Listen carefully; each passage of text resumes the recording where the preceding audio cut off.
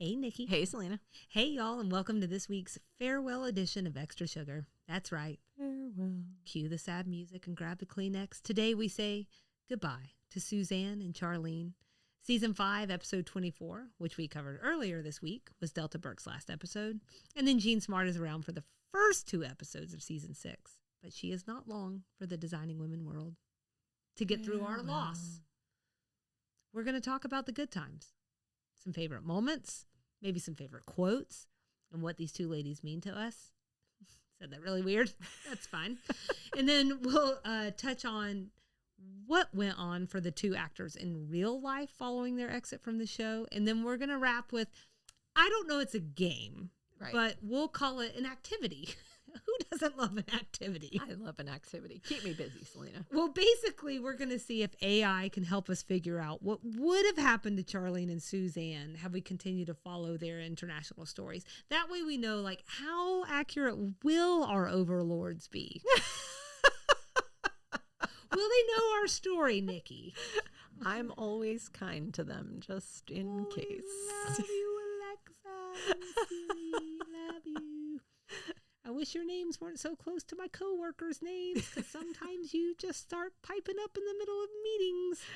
But That's I love fine. you all the same. Still love you. How that name could be so different from all names and still so close to people's names. Crazy.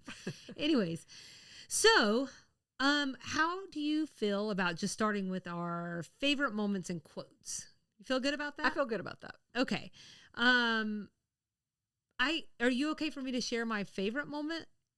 Yes. Okay. So actually, I'm panicking now. one of my favorite moments, it's not actually in season 5, although I tried really hard to keep it to season 5, but because it is Charlene and Suzanne together, I wanted to share this one, which is in season 4 when Suzanne accidentally drinks Charlene's breast milk, which they call her express milk.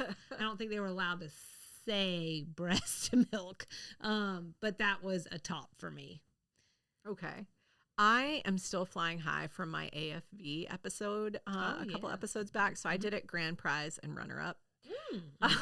So for Suzanne, my grand prize moment was episode 17 this season. That was the smoking subplot. Okay. So she had a bunch of really funny lines. I'll take 100 chances with my lungs, but you only get 1 chance with my wig. And then the, oh Lord, not again, when her wig caught fire at the end. There was also some really great physical comedy, like that bit where Charlene said she couldn't stand to look at her standing outside in the new smoking section and then unceremoniously like close the curtains in her face. And then the real high point of that episode was this line from Anthony. I know this woman. She does what she wants to do till she doesn't want to anymore. Just stay out of the way and try not to get hurt. To me, that one line is the greatest tribute of all to the character of Suzanne. I love and that. I kept thinking about that. Yeah, I think that's right. I would also like for someone to say that about me. Wouldn't it be nice? Yeah. I probably would say it about you. It's impossible that someone might attribute that to me. Why does it sound so much better for Suzanne than for me? I start wearing it and I'm like, maybe that makes me a terrible person. So this was so hard for me because someone limited us to only so many favorite moments, which was smart. I limited us because we were both probably going to go over anyway. That was smart. And well, so I had like, it's either this one or that one. And then I got up to like 8 moments and I cut it to 1. And well, you're allowed to have a couple. Well, it's too late. Oh, well, because I have 2. So for Suzanne, it's when she fights Mrs. Chesley for her seat on the couch in season 5, episode 7, Old Rebels and Young Models. So I thought about that one after I was done with my notes. It's and too I was hard. like, I'm not going to add it back in. It's too hard. It really was. It was really hard. Especially with her this season. Man, as they were trying to get rid of her, they gave her all the best stuff. So my runner-up moment was her performance in episode 16 when Bernice gets a new nose. Mm-hmm. It was because she had such good face work and a couple of really good lines. So like she choked on her coffee when Bernice compared herself to a pig eating all the cookies. Mm-hmm. Then she said Bernice reminded her of Noelle. And lest we forget, she said, I know you all think I'm selfish and shallow, but I know what's most important in life. And someone says, friendship? No, looking good. And then not to mention, she did prove herself a good person trying to help Bernice out. No, looking good. looking good. Just the way she's just her and Julia both really. Yeah. I'd have to give some credit to her as well. Oh yeah, for sure. The voice work too. Yeah. Just so. Are we okay to talk about Charlene now? Yes. So for her, I think I'm going to say something too. I think it shows the disparity between moments, and like Suzanne just has so many good ones. Yes. And I'm just going to be really honest. Charlene, wasn't that great? love her, but yeah, and I think this one in particular, because there were a couple of rough episodes for me where maybe she was getting on my nerves, like the one where she had the house. I had forgotten about that till I went back and looked at notes. Fever Dream, all that. But I think for me, this could be recency bias, but what you gonna do about it? The Rocky Runner in season 5, episode 20, I'll See You in Court. Her pure exasperation over everyone's ignorance of that movie was an absolute top for me. That was great. So good. And it's kind of nice because but this is also, we're coming to the end of her run. I know people think about it mainly as the end of Suzanne's run, to be fair. But she gets to really kind of, stick it to Julia for once. Yeah. Who often is being quite condescending with her. Mm-hmm. And who also threatened her child at the beginning of the season. So true. She did. And I know people love that part, but she did basically like say she was going to give her baby to like dogs or something. And I do think that's like a little violent. Right. So that was my favorite for Charlene. How about you? So I already gave Suzanne sort of partial credit for this one, but the moment where Charlene closed the curtains in Suzanne's face in the smoking episode is great. My number one runner up though was Charlene in episode 4, where Julia gets jury duty. Her moral compass was on full display, and then she just kept getting herself into so much trouble with Julia. There was one part when the county marshal or whatever it was came to the house to take Julia in. Charlene recounted a string of throwbacks of every run-in that the Designing Women have had with the law over the course of the last few seasons. The time she mooned the whole room, the time she drove through the porno stand, the time she drove the getaway car. That whole part was so funny to me. And then Julia, like you just mentioned, threatens her baby. By the end of the episode, Charlene just decides to let things slide for the sake of her baby. So to be fair, and you mentioned this too, this was just after the house buying episode, and she was on my last nerve by that point. She had just been a real pain in the butt. Yeah. But I do think that that particular episode reminds us of how straight-laced and like the moral compass she is for the whole show. She's a big old donkey Girl Scout. She's a big old donkey Girl Scout. Whatever that means. My grand prize, though, was episode 2, which I had forgotten all about. This is where Anthony meets his dad. Mm-hmm. I had completely forgotten about this. Yeah, that was a great episode with them. If you get to the end of the episode, when you get to the end of the episode, she gives him a pep talk and the hard truth that he needed to go meet Charlie at the station. Their interaction was actually really dramatic. Anthony reminded Charlene that things aren't always so Opie and Beaver Cleaver, but she then turned and helped him realize that you only get one dad, though. And then they ginned each other up to the point where they finally just run out the door to go to the station. So it was a lovely performance, but also a really lovely tribute to her entire character. She really loves her friends. She believes the best in life and the world, and she's willing to do what it takes to get that for herself and her friends. And that's why that was the number one moment for me with Charlene. Before I removed all my backup options, which I'm really sorry about. You should always leave them, Selena. What am I going to do? I wanted to follow your rules. Am I going to kick you out? Well, I was going to start the whole thing with, I'm not following your rules. You do that, Selena. It's your show. It's our show. It's your show and my show. You do your thing, I'll do mine, and never the two shall meet. Could have been a good alternative name for the show. Anyways, I just wanted to say that I totally see you on that episode because I had that in there because I do think that is a top for her this season. How about quotes? For which, you want to start with Suzanne again? Sure. My grand prize. I'll say just my grand prize. The episode we talked about this week, episode 24. There's a word for people like you who think competition is a bad thing. Losers. Yeah. I love it because it's very Suzanne. And I love it because it really resonated with me personally. It was almost impossible for me to tease out my favorite Suzanne quote. I have 3.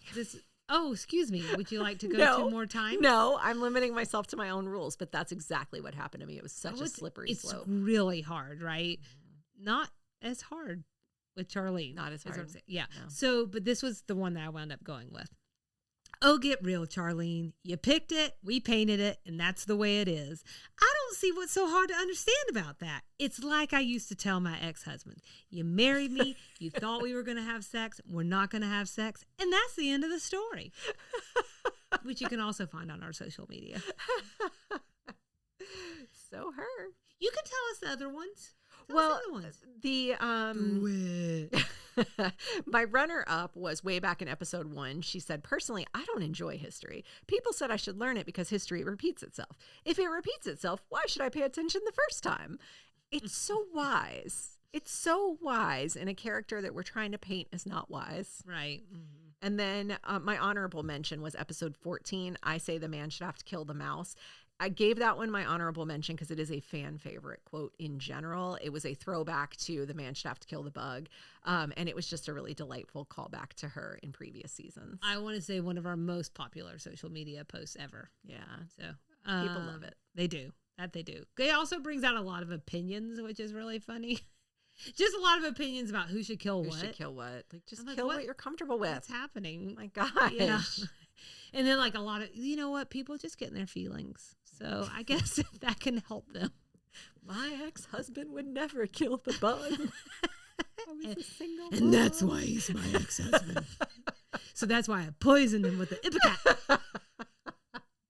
So for Charlene this season, mine has to be, I can't believe y'all are being such prudes. I mean, you act like studying human genitalia and orgasm and premature ejaculation is something to be ashamed of. Well, here, let's ask Anthony. Best. Fine. Like you said, I really struggled to find lines for her that were individual lines that I loved. Without context, right? Without context, right. Yeah, right. Suzanne stand alone in a lot of instances. There you go. And in fact, my grand prize almost kind of needs context because it's what was around it that was so funny. But it was in episode 19, Blame It on New Orleans. Mm-hmm. I'm sorry, I must have passed out for a minute when she passed out under the microphone. That has such broad applicability to life. You're in a meeting and they're like, Nikki, did you have something? I'm sorry, I must have passed out for a minute. No. You just lost the thread. Not to give away my key phrase that I use when I've stopped listening. I've stolen it now. And it's like if someone's just like not even making sense anymore. I'm like, oh my gosh, I'm so sorry. I must have lost a thread. Not you don't make sense, but I must have lost a thread. Because I was sitting here knitting or doing anything else. Sorry, I was watching Designing Women and I wasn't listening to you at all. So my runner-up is, again, less of a one-line situation and more just a really funny series of lines coupled with delivery. So it's episode 13, Pearls of Wisdom, toward the beginning of the episode. Mary Jo and Charlene are talking about Suzanne having a tryout for a segment on the local news program, and Charlene says, still, I think it would be good for Suzanne to have a job. And Mary Jo says, Charlene, Suzanne has a job. Where? Here. Oh, yeah. And that whole interaction, just when I think about this season, I think about that interaction a lot. Mm-hmm. That's a goodie. I like it. That's a goodie. Well, the next thing I wanted to talk about a little bit is why fans love them so much. And this is like our thoughts on that. Right. So it took some time, but we did finally find the Designing Women Hive on social media, and the show does have a dedicated fan base. Yes.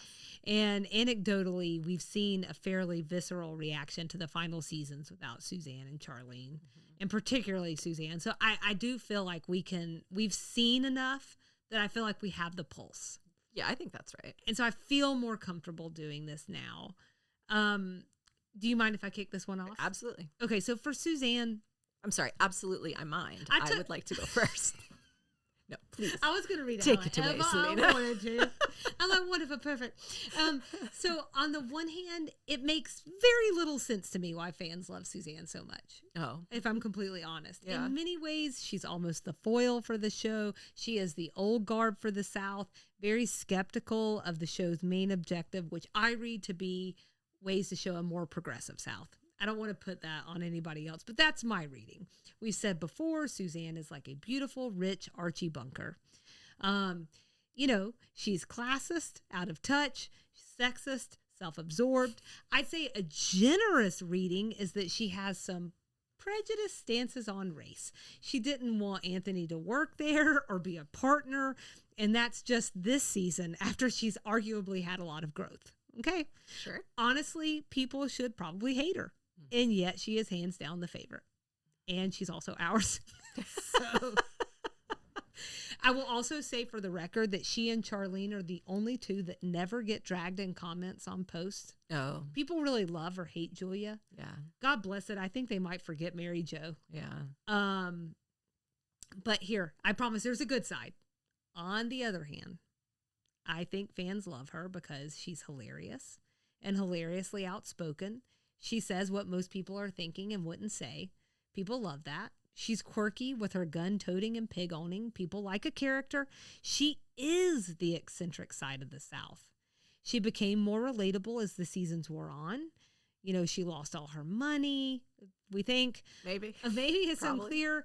There's the battles with her weight, constantly feeling the need to diet. I feel like almost that's a universal thing that people relate to. Yeah.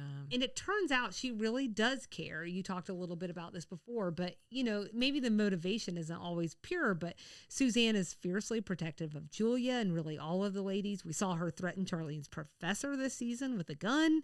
She offers to pull a revenge plot on Don for Mary Jo after he ghosts her. She sells her Cadillac to pay for Bernice's corrective surgery. And early on, we got to see that vulnerable side of her, that question-asking side of her with Lee Sing.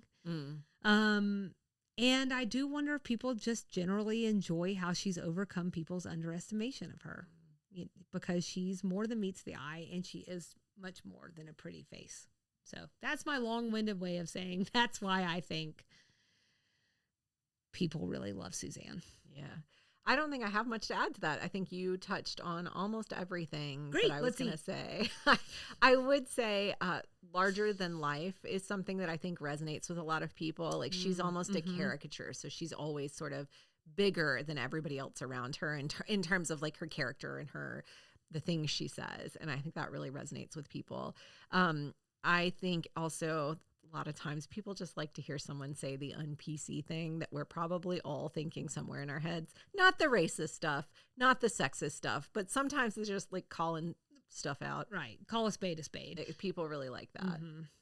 She's a lot of comic relief. She's freaking hilarious. And maybe I wonder if they're craving it right now. Oh, people. Yes. Yeah. They're craving because we don't get that. Like there's so much fear in that right now. Yeah. For fear of saying the wrong thing. And I think some people are digging back into the well of sitcoms to see what people used to say. Maybe we could find a happy medium. I don't know. Go on. I think a happy medium is probably the place we need to work toward. And I think that's probably what resonates is she does hit it. Sometimes. Yeah. Sometimes she's like, come on, really. But a lot of times she really does hit it. She just says it and you're like, oh my God, could someone just say that? Anthony wants a VCR. Just say he wants a VCR. Get him the damn VCR. Yeah.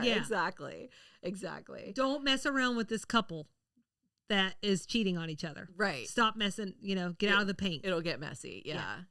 The other thing, so the loyalty was one thing I wanted to say. And then the last thing that really struck me is that I think some of her off-camera experiences, for the deep cut Designing Women fans, some of the things she experienced off-camera, I think endeared her to lifelong fans. That's a fair point. Can I just tack on real quickly there that someone on social media told me that they not only stopped watching the show after she left, they stopped watching all of LBT shows. Yeah. Because that's how, whatever connected they felt to her story. Yeah. That they couldn't even, it was like a boycott. Yeah. So I think that really speaks. And by the way, it's 2024 and they told me that. Yeah. That's a long time ago. It's a long time.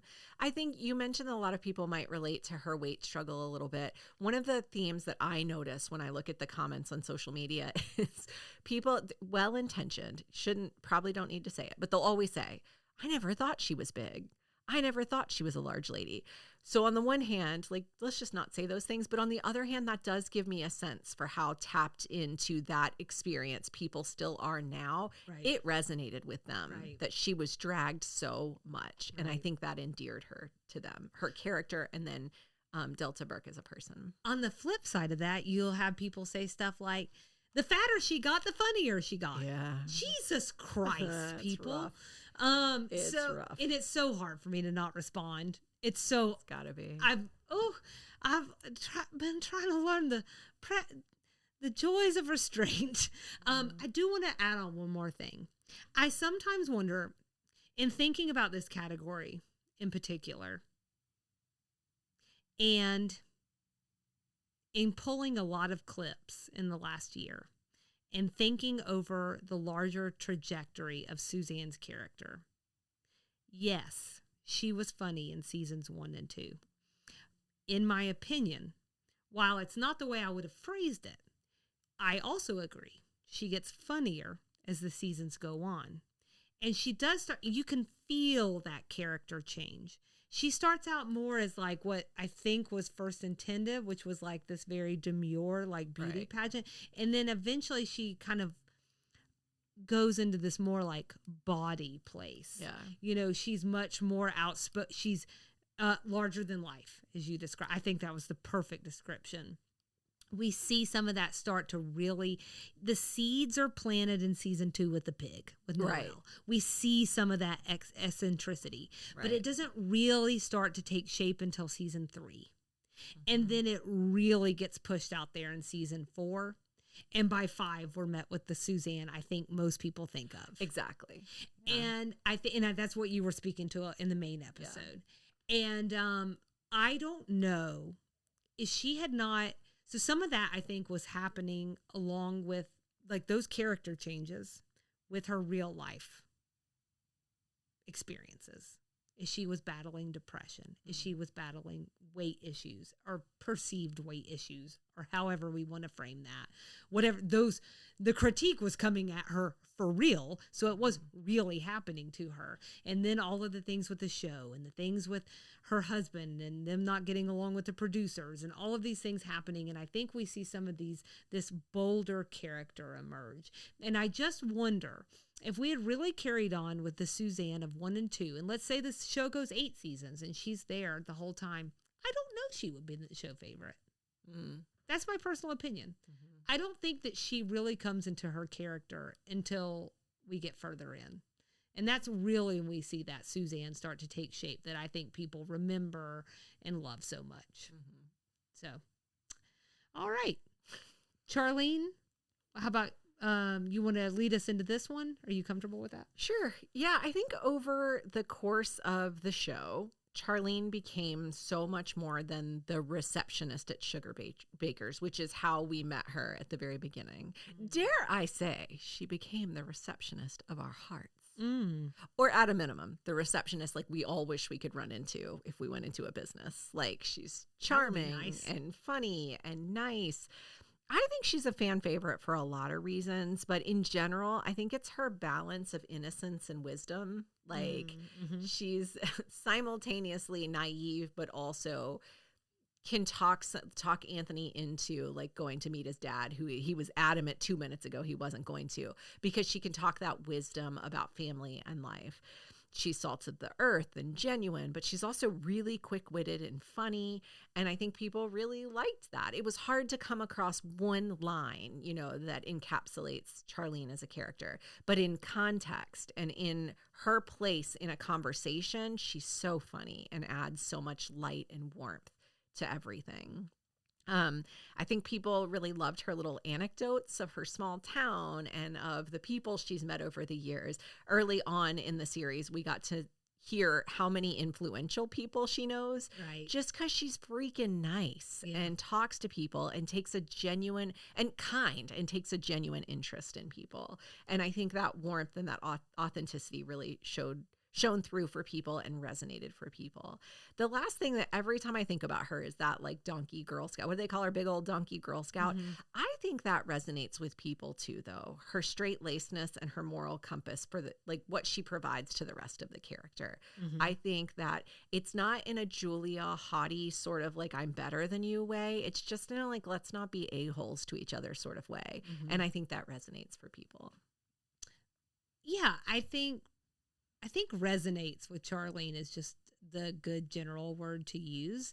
Like the character of Suzanne is complicated. I don't know that I feel like the character of Charlene is complicated. No, she's pretty straightforward. Right. So, but similar to Suzanne, I do think that she is also underestimated a lot, but she shouldn't be. Especially this season she was. Right. Yeah. And I also feel like it's easier to figure out just why people like her. I think some of our words will overlap, but she's warm, sunny, and kind. Yeah. I mean, that's, you know. We all like a warm, sunny, kind gal. Right. Unless you're like a sorceress of the dark heart or something, you probably like to run across that type of person.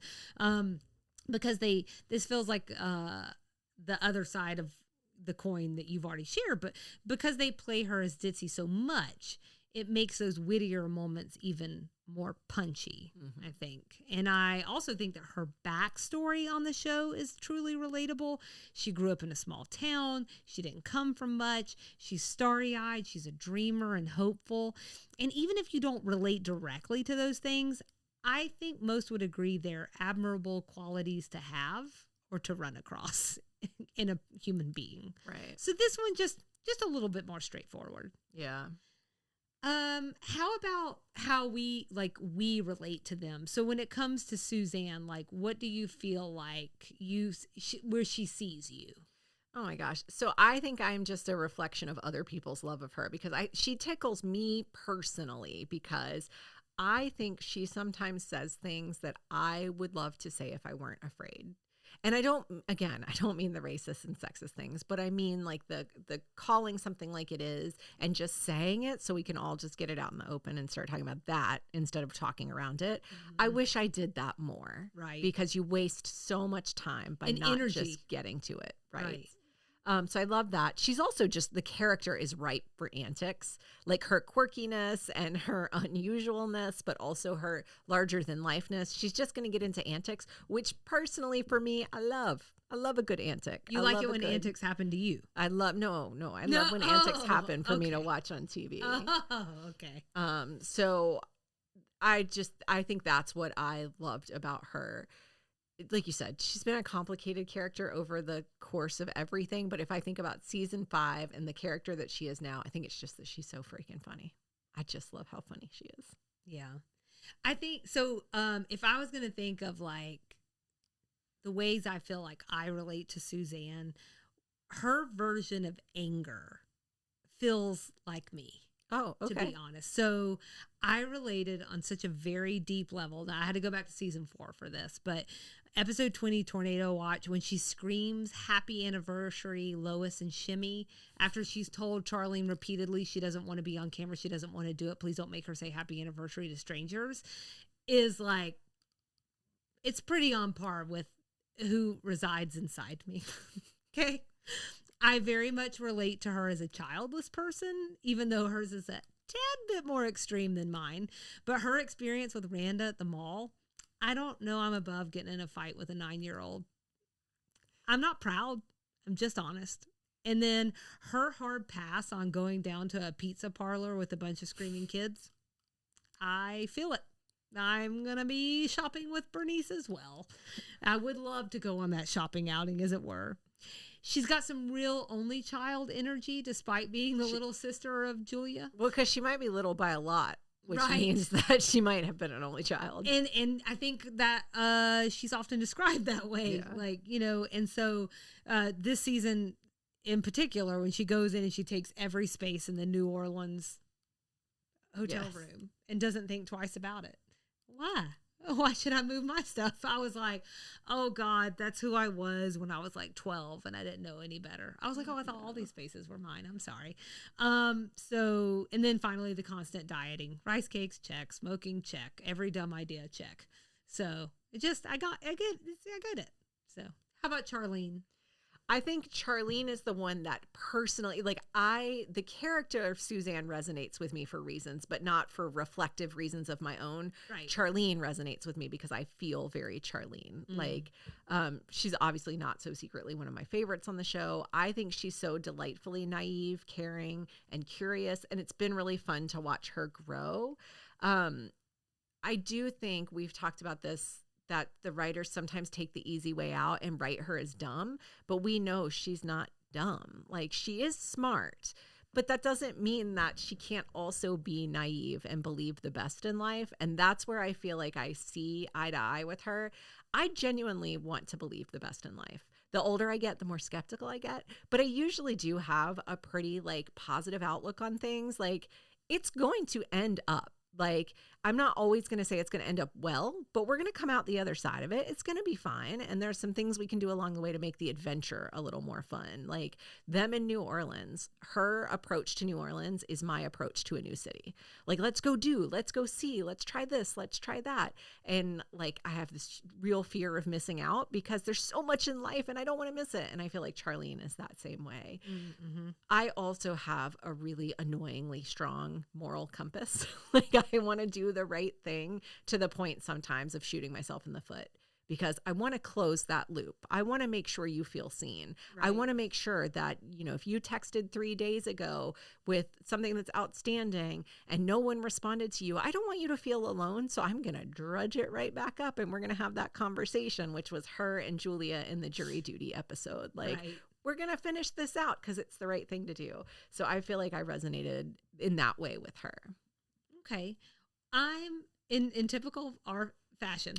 I'm not sure how much I relate to Charlene at all. Yeah. We both love a good pop culture reference. And I would consider myself a bit of a dreamer like Charlene. When I was younger, I always wanted to be the first woman, everything, from this podcast that I'm like, okay, Reese Witherspoon's coming along anytime. We're going to go ahead and get signed up with her. LBT is going to email us soon. I feel it. Yeah. There is that version of me that sort of weighs out or balances out the really fun, pragmatic side of me that's everything is terrible. Anyways, I am also a strong believer that women should be in the ministry. Incidentally. We have that in common. And she loves to learn. I love to learn. And that's about it. And I love her. I just I don't feel like, I don't at all really with her. I'd love to be her friend, but I think that makes sense, right? You kind of want to draw in people who have enough in common. Right. We could talk about movies and then we're both bringing something else to the table. Exactly. So it takes all kinds is what they say. That's why you could be my Charlene. I think I am your Charlene. And I think you're my Suzanne. Yeah, we got a ton in common. I actually think a lot of times you're more the Julia. Yeah, probably. You keep us in line. Sorry about that. Not the bad parts. Sorry about that. It's my competitive nature, the bald part. I also thought we could talk a little bit about what they've meant to us. We've kind of been doing that all along. Also, I just want to say that it's really funny that I'm taking all of this on because Nikki came up with this outline and I keep saying it like I came up with this. And I feel like I need to give Nikki some credit right now. But would you like to talk a little bit about what they mean to us, Nikki? I feel like I merged those feelings into the last segment, so I don't have much more to add. Yeah, I think that's fair. We've been kind of weaving it in throughout. I think I was just I'll just also note that most importantly, that both of these characters have taken up a lot of my brain space for the last 3 years. Delta Burke in particular has been the catalyst for so many things that we've taken a closer look at as we've gone on with our own show. So we've looked at things like lifestyle habits that I think have been really important because they're things that can really affect and impact your life. This ongoing unfair treatment of women, both in Hollywood and in real life, is always going to have a soft spot in my heart. The politics of TV often on the screen, I think, are really important. It's so much to unpack when maybe on the surface it appears like it's no big deal. It's just an old sitcom, but it's a lot more, and it's allowed myself the opportunity to explore those things, and I think they're very important. It's so hard to tell people like the elevator pitch of our show, because the elevator pitch of our show is that we're talking about designing women. But then I always have to like caveat it with, but we talk about so much more than that. We talk about all these other things that come up along the way when you talk about a show this old. Right. It's really a springboard to talk about important things. I mean, they're sitcoms. They're not important except for pure entertainment. But it's not life or death, you know. But I do think that's a lot of what LBT's been trying to do with the show. Is make it something. It was the intelligence, exactly. Of it, right? Yeah. The show in general, but certainly Charlene and Suzanne have kind of been in the background of my whole life, and that's something that I really had to sit with this one for a minute. But I've talked about this before. But each time I've watched the show, I've been in a really distinct era of my own. So the first time I watched the show, like large parts of it, I was a little kid. And then I was a young adult on my own for the first time. And now I'm someone staring down the barrel of middle age. So just really 3 very different places in my life. So in some ways, they're like a measuring stick for my life. It's like notches on a doorway. So it was interesting to kind of like reflect back and think about the different person I've been as like I've come back to this show and how that's nice. I kind of come back to it with like a little bit of a different lens, you know? So the other thing that we talked about that we would talk about is touching on what happened in the aftermath of the show for Delta Burke and Jean Smart after their exit from Designing Women. Mm-hmm. If I was just going to like encapsulate it really quickly, Delta Burke clearly had a tougher time. But I do think it's fair to say that the shadows of Suzanne and Charlene loomed over both of their careers for a long time. So, Nikki, you pulled the articles for both of these scenarios where they're at. And we can, however, I don't know if we can start with, we've been starting with Suzanne the whole time. So you want to start with Delta? I was going to start with Delta, but only actually because hers was tougher to talk about in the immediate days and months after the show. We know she was leaving the show under duress. We know that we know from interviews she's given since then, it was a bit of a dark period. So I actually wanted us to pick up a couple years later after she left the show because the outlook was a bit brighter for her. Mm-hmm. So by late 1994, she and LBT had patched up their feud, at least to a point where Delta was comfortable committing to a brand new show, Women of the House, in which she reprises the character of Suzanne Sugarbaker, but this time she's filling her late husband's seat in Congress. So DesigningWomenOnline.com had an old TV Guide article from around this time in which Delta says, "It felt like I had come home again. It was suddenly like I was at peace in my body. I was at peace in my mind." So throughout that article, she talks about the really dark spiral that she went through after she left Designing Women. So it included a failed attempt at another show, Delta, and then her slow climb back out of that thanks to a lot of therapy, it sounds like, and a lot of self-reflection. Toward the end of the article, she says, standing on the set in a sleek black and white designer suit, the article says, standing on the set in a sleek black and white designer suit, she says, "I think this is the happiest time in my life. I feel like myself again." Sadly, the show only lasted a season or 13 episodes. Yeah, I would really actually like to get a hold of it because I'm very curious and I'd like to see it. That is something I'm actually interested in exploring in terms of Sweet Tea and TV. Yeah. Even maybe not episode by episode, but maybe just like trying to watch it and then like having one episode on it or something. It would be a really short episode by episode season because it was only 13 episodes. That's right. I think the only thing, I think that was a really, really good overview of what was in the article. There was a couple of things that surprised me. One thing that surprised me is that she's like, that I had not read before is she's pretty artsy. So in addition to therapy, it sounds like she was also doing some, like, I guess she was drawing like fashion and design. So I thought that was interesting, but she did end up getting her own clothing line later, She did. That's right. And you can actually still find it. Okay. I've seen it like going through Marshalls and stuff. Oh. I almost like posted something to stories, but they were like intimates and that felt weird. Oh, well, to be like, here's a bra. Thank you for sharing this bra. So the other thing that stood out to me that I really liked reading in the article was they were talking about what a pro she was on set. And so in that series too was Terry Garr and the woman who plays Patricia Heaton. Thank you. I was shocked she's in that show. So we're talking about two well-known actors. I mean, and she's a gold standard of sitcoms in her own right. Patricia with everybody, Heaton. with Everybody Loves Raymond and In the Middle. I mean, altogether, probably 20 years of sitcoms right there. And they said that both her and Terry Garr were struggling with their lines, and Delta Burke comes in and she's just firing off missiles. And I love that. And it spoke to exactly like what Delta Burke did on Designing Women. She came in and she fired off missiles. So it was nice to hear that she was in a happier place. I mean, maybe eventually her happier place was not being on a television show and just being home with the husband that she loved. And that's okay too, if that's what she wanted to do. I do think that it is really something to think about. Did you see how old she was in that article? She was 38.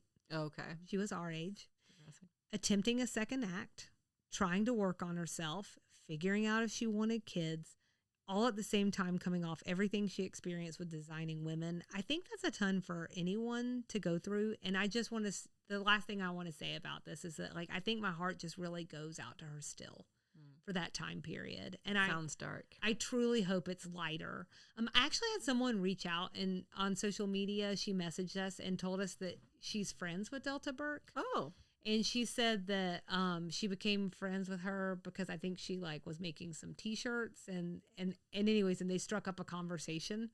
And you know, I the one thing I had shared with her is just that I hope that she saw the kind of love that she still generates. That's on something that you and I have talked about, because I just think that's really important for someone to see, really anyone, but especially someone who went through so much and didn't really probably feel like she had anyone in her corner at that time. There was no way to get that automatic feedback the way you do now. Right. And so I just truly hope that she sees that there are people out there that really cared about what she brought to that character, and that she actually just brought like a lot of genuine happiness to people.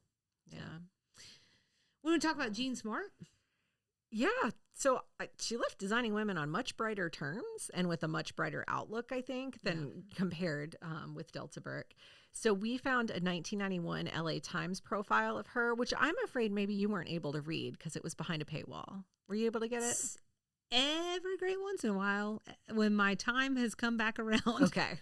So I was able to read it. Okay, good. Because it stopped working for me and I had to find another way. I'm now an LA Times subscriber. Perfect. Just kidding. So LA Times sums it up this way. Countless stars have left popular series and immediately disappeared from view. But that hasn't been the case with Smart, who played the Sugar Baker's business manager, Charlene Frazier, for 5 seasons. The article went on to note that she had been working nonstop, I guess, from the time she left the show. She was in big screen movies like Mistress, which I had to look up, to TV movies like Overkill, and she was working off-Broadway as well. And then they asked her how she felt about leaving Designing Women, and she said, I had a good time doing the show, but 5 years is an awfully long time for an actor to work on the same project. It's sort of an unnatural position for an actor to be in to a certain extent. So at the time that the profile was written, she was promoting her latest NBC made-for-TV movie, Just My Imagination, and talked a lot about how excited she was to take on new things and try new things. She talked a little bit about her relationship with Richard Gilliland and how many collaborations they had like almost inadvertently had with one another. It had just worked out that they ended up collaborating a lot. She also talked about being parents to their young son, Connor. And all in all, it really just sounded super rosy from her. We know from your Extra Sugar segment, Selena, way back in season 1, episode 14, that she's worked really consistently over the years and even mounted most recently what you said, don't call it a comeback, but some people are calling a comeback or a genaissance in the last couple of years. Yeah, to me, it just reads like the strongest point of her career, the most prestigious television series. Maybe she should have been getting them all along, you know, but everything she kind of touched, even if it were like smaller roles or whatever, like she does bring such a charm and just so much energy to it that she makes like this lasting impression. I think she was only on like a small handful of Frasier episodes, but I know that that's one that like, I think she like wound up winning an award or something for it. Like she just, there are no small parts. Says the person who basically falls apart trying to do one video on her own phone. I always end up with the small parts. It's a safer place for me to be. I did think of it very much so as, let me rephrase this before I finish. Her talking point about just being ready to move on. I'm trying to figure out if I believe it or not. I think maybe she was ready to move on and do different characters, but it's hard for me to believe that most people weren't ready to jet after how hard it had been just being around there with everything going on off screen. Like everything in life, it was probably a pros and cons list that she ultimately had to make, because in several interviews, this LA Times one may have been one, she talks a lot about how they had a young son, they were actors, so having a steady paycheck was really nice from Designing Women. And when you have a 3-year-old and 2 actors, any one of you having a steady paycheck is probably great. She talks about, though, how that is not a place from which to make artistic choices. And so she had to sort of come to terms with that. And she had to make peace with the fact that she might have to go with a little financial instability. So I imagine there was a pro-con list. And one of the biggest cons to leaving the show was losing financial stability. But I'm sure one of the biggest pros had to have been, I mean, if the entire cast got together, the entire cast and crew got together and had to vote about one particular person, that starts to feel toxic. Mm-hmm. And no one wants to work in a toxic environment. And for her, maybe she just had to make the choice that it was time to move on. And one of the benefits of moving on is she leaves behind toxicity, but also she gets that talking point of, now I get to be artistically creative or whatever. Right. It's probably a little bit of everything. Yeah. And I mean, and this is always kind of like where our conversations have to come to a head is we don't know. No idea. We just other than what we read. We have to read between the lines sometime. Okay. Well, one more note on Jean Smart. Hacks returns to Max on May 2nd. Hacks on Max. Hacks on Max. Sounds like a Dr. Seuss book. So, last up, Nikki, you had the excellent idea to see what our friend ChatGPT had to say about Charlene and Suzanne's journey after Designing Women. So, in prepping for the episode, I just went ahead and asked a series of questions. And then on a scale from 1 to 10, I want to know, how do you think old ChatGPT did? Okay. 1 being bad, 10 being good. Sure. Let's go that way. So what did you think? I didn't read them. Do you have them somewhere? Oh. I'm asking you to guess. Do you think they did a good job or not? Okay, I see. Whew, okay. I'm so prepared for something else. Do I think they did a good job? No. I'm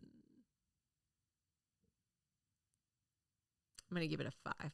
A 5? Okay. Mm-hmm. All right. Well, let's get to it. Let's see how this turned out. So the first question I asked was, Suzanne Sugarbaker and Charlene Fraser left Designing Women in 1991. Charlene heads to England, Suzanne to Japan. What happens next?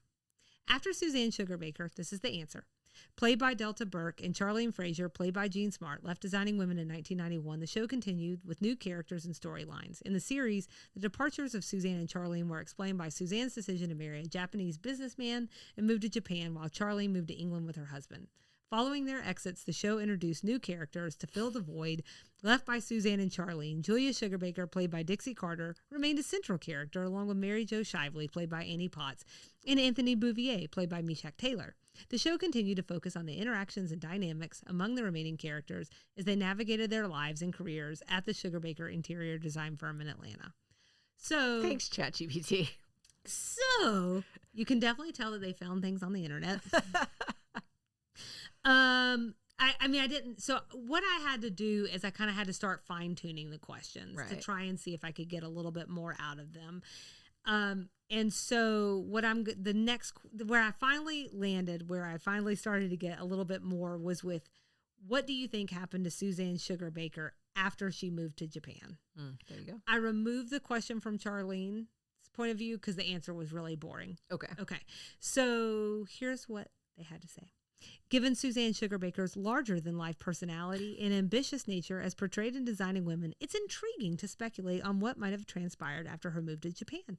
Here are a few possibilities.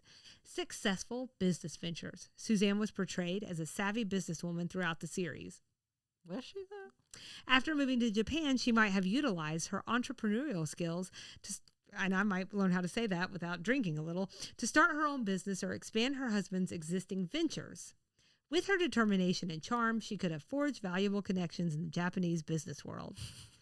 Number 2, cultural adaptation. Oh, no. So moving to Japan would have presented Suzanne with the challenge of adapting to a new culture and language. Perhaps she immersed herself in Japanese customs and traditions, embracing the opportunity to learn and grow personally and professionally. Sounds just like her. Number 3, international influence. Suzanne's bold personality and flair for design could have made her a prominent figure in Japan's fashion and interior design scene. She might have become a sought-after consultant or influencer, blending her Southern charm with Japanese aesthetics. Number 4, personal growth. Living abroad could have provided Suzanne with a chance for her personal reflection and growth. Away from the hustle and bustle of Atlanta, she might have discovered her new passions or hobbies, enriching her life in unexpected ways. And in family life, number 5, Suzanne's marriage to Mr. Fumio Segura could have brought her joy and fulfillment in her personal life. Whether starting a family or nurturing her relationship with her husband, she might have found happiness in her new role as wife and potentially as a mother. Oh, there's one more thing. Overall, while the specifics of Suzanne's life in Japan were not explored in the series, one can imagine that she's continued to live life with the same gusto and determination that characterized her character in Designing Women, leaving a lasting impression wherever she went. I think that last part might have been the most accurate. None of it was inaccurate. Yeah. I love the idea of her going to Japan and creating like almost a microcosm of the Beaumont Driving Club, like taking her approach to culture and society and like extending that to a group of Japanese women. Like, I like imagining Suzanne standing in the middle of a group of like 10 Japanese women who are suddenly wearing shoulder pads and big hair. Oh, wonderful. And, like, talking about who they're not going to let in, which biddy they're not going to let into their next bridge game or whatever. I was thinking more like she just had to get in to be a geisha because it's super exclusive. Right. That could happen too. I do like this idea of her stumbling on a business venture. I do kind of wonder if they're mixing Delta Burke, because she did have the clothing line, which I think was, if they're still selling it, it must have had some level of success. I do like this idea of her getting like some fun money to do something and landing on something that really resonates, like taking wigs to Japan. Like, wigs were never a thing before Suzanne Sugarbaker got there and introduced all the women to wigs or something. Maybe it's a line of baby wigs. Right, Yeah. right. Yeah. Okay. Yeah, I like That's that fun. idea. And then I went a more shenanigans route. So I was like, tell me the shenanigans for the ladies. So here's what's happening, or what they think might have happened with Suzanne. So while the series Designing Women did not depict Suzanne Sugarbaker's life in Japan, imagining the kinds of shenanigans she might have gotten into can be a fun exercise, given Suzanne's flamboyant personality and penchant for finding herself in amusing and often unexpected situations. Here are some speculative scenarios. All right. I love speculation. Cultural clashes. Suzanne, with her Southern charm and outspoken nature, might have found herself inadvertently causing cultural misunderstandings or faux pas in Japan. Picture her attempting to navigate Japanese customs and etiquette with her signature flair, resulting in humorous cultural clashes and misunderstandings. Mm-hmm. So I think that is something. I see here, too, why writers are like, wait a dang minute. Because they're definitely coming up with these nuggets of ideas for episodes. Oh. Although, as a writer, I might also be like, help me remember what I wrote. And what can I write next on this 24-episode season? Fashion fiascos. As a fashion-conscious character, Suzanne could have found herself trying to make a statement with her wardrobe in Japan, only to discover that her bold Southern style doesn't quite fit in with the subtler Japanese fashion sensibilities. Imagine her attempting to blend her love for big hair and bold colors with traditional Japanese attire, leading to comedic fashion fiascos, which is kind of the route you were headed. Except in my version, she like takes over and wins. Right. And suddenly all of Japan is Suzanne Sugarbaker. That's right. Language mishaps. Suzanne's Southern drawl and colorful vocabulary could have led to amusing language mishaps as she tried to communicate in Japanese. Picture her attempting to order food or ask for directions, only to be met with confusion or hilariously mistranslated responses. Yep. Culinary adventures. Suzanne might have embarked on culinary adventures in Japan, sampling local delicacies and attempting to recreate Southern dishes with Japanese ingredients. Imagine her trying to hand at sushi making or attending traditional tea ceremonies with her usual flair for the dramatic, adding an extra dose of comedy to her culinary escapades. I think she would have had to know how to cook to start there. Right, exactly. But I could see her getting like, maybe she's like trying to make friends because she's lonely and like goes to a sushi making class or something, or like she gets goaded into one. Yeah, I could see that. Yeah. Business endeavors, knowing Suzanne's entrepreneurial spirit. Were we watching the same show? She could have found herself getting involved in various business ventures in Japan, from starting her own fashion line to opening a Southern themed restaurant. I keep wanting her to eat. Yeah. Picture her navigating the complexities of Japanese business culture with her trademark charm and determination, leading to both successes and mishaps along the way. While these are purely speculative, they capture the essence of Suzanne Sugarbaker's character and the potential for comedic hijinks in her life in Japan. So how about Charlene? Imagining the kinds of shenanigans Charlene Stillfield might have gotten into after moving to England provides a delightful opportunity to explore her character's warmth and innocence in new surroundings, which is exactly how you described her, warm and innocent. Is it time to tell everybody I am actually ChatGPT? That's right. Nikki has left. I have been replaced by Nikki Bot. So here are some speculative scenarios. Lost in translation, Charlene, known for her charming Southern dialect and occasional misunderstandings, might have found herself in amusing situations due to differences in language and British colloquialisms. Picture her innocent confusion over British English phrases, or her attempt to decipher local accents, leading to humorous interactions with neighbors and shopkeepers. I could see it. I could see that. This would be a very funny couple of episodes. Right. Just like her landing there initially. Tea time troubles. Charlene's introduction to the British tradition of tea time could have resulted in comical mishaps as she navigated the intricacies of brewing the perfect cuppa and mastering the art of scones and clotted cream. Imagine her earnest efforts to host tea parties for her new English friends, complete with her signature warmth and hospitality, despite occasional culinary mishaps. Cultural clashes. Charlene's Southern charm and down-to-earth nature might have clashed with the reserved demeanor of some English acquaintances, leading to humorous misunderstandings or awkward social encounters. Picture her inadvertently breaking British etiquette norms or trying to introduce her own Southern customs, such as potluck dinners. That could have gotten interesting. Or porch gatherings to bemused English neighbors. I thought she was going to introduce pot liquor. Well, maybe.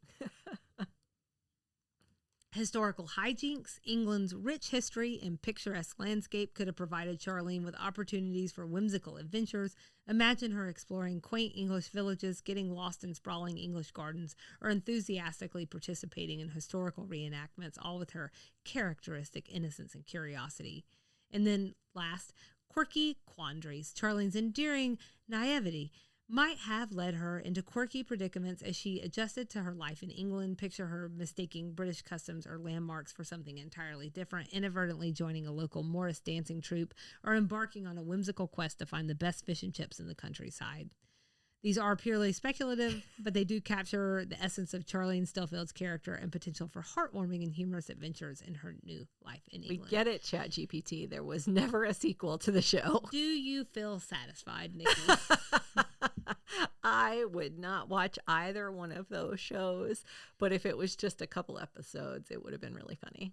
Yes, I agree. It felt much more specific when I looked at these at like 5 o'clock in the morning. And now that I'm looking at 3:50 in the afternoon, I'm like, well, they just pulled a bunch of keywords. They did, didn't they? That's interesting. I did get a last minute request from Nikki to look into Olivia. If it's terrible, I don't need to know. It's terrible. Okay. I don't need to know. I think it's because they have less to pull from. I just wanted to know what would have happened to Olivia. I think she's president. Yeah, well, it's possible. Yeah. She's now on Madam Secretary on CBS. I couldn't decide if she would have gone in the military like her dad, or if she would end up back in Poplar Bluff. You know what I mean? That's fun. Like, she was like a big city girl. Exactly. In London. And she got tired of that and decided to go back and, Right. And then Green Acres it. Exactly. Okay. Exactly. Well, we can do that. We'll chat GPT it. There you go. We don't need chat GPT. And then I know you wanted to know about Noelle, but she ran away. So what exactly is it that you want to know? I just want to know, like, where did she end up? Like, did she end up in a loving home out on Green Acres? That's what I wanted. Yeah. Like, did she run away to the suburbs of South Atlanta and she was adopted into a farm family? Or did Consuela's family catch her again and take her to their meat market? Let's go with the first one. I like the first one better. That feels happier. Just those feel like the two unanswered questions for me. I need resolution. Well, I mean, I still need to know what happened to Quint and Claudia, and I know we're never going to see them again. Yeah. So I guess theoretically we could have run that on through ChatGPT, and or I could have come up with predictions, but those were they've still got a couple of seasons left with Mary Jo. So that's right. And it's not really about them. It's about Suzanne and Charlene. it is. And on that note, to Suzanne and Charlene and Delta Burke and Jean Smart, thank you for the laughs, the tears. Thanks for the memories. You will always hold a special place in our hearts. You know the drill. DM us, email us, or contact us from the website, and find us all over the socials. And that's this week's Extra Sugar.